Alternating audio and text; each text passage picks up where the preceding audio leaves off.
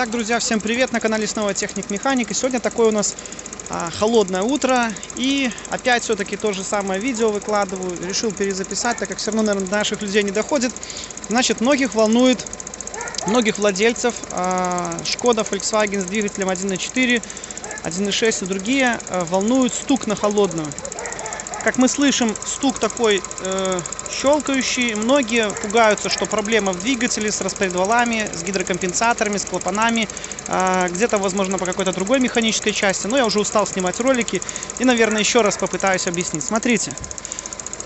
Стучит у нас клапан адсорбера. Это клапан, он предназначен для экологии. Значит, что у нас получается? Топливо из бака, пары топлива попадают в канистру с активированным углем.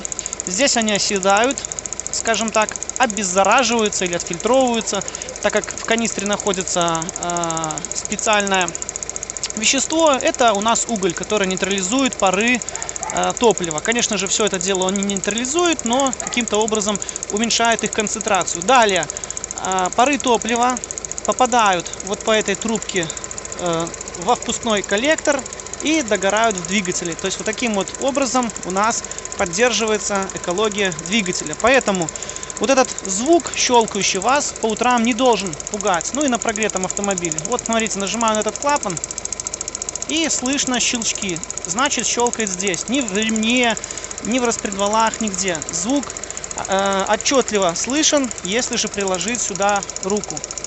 Вот. Все, не нужно этого бояться. Автомобиль технически исправен. Если же кто-то не доверяет, что у вас раздаются щелчки, но мотор работает как-то неправильно, замерьте давление топлива, замерьте компрессию, снимите кожух, осмотрите привод ГРМ, посмотрите, в каком состоянии находится ремень.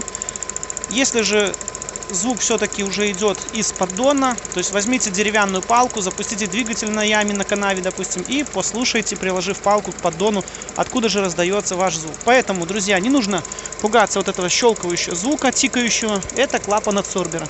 И автомобиль ваш все равно находится в технически исправном состоянии. Это нормальная работа данного клапана. Уже устал снимать ролики, поэтому, друзья, надеюсь, это уже последний ролик. Это не клапан холостого хода, как многие пишут, так как в данном автомобиле это инжекторный двигатель, и клапана холостого хода здесь нет. За холостой ход отвечает топливная карта, так называемая прошивка двигателя. Она в зависимости от температуры двигателя, форсунка впрыскивает топливо столько, сколько нужно двигателю для поддержания холостого хода. Это не клапан холостого хода, друзья. На этом у меня все. Благодарю за внимание. Если будут какие-то вопросы, пишите, обращайтесь, всегда доступен.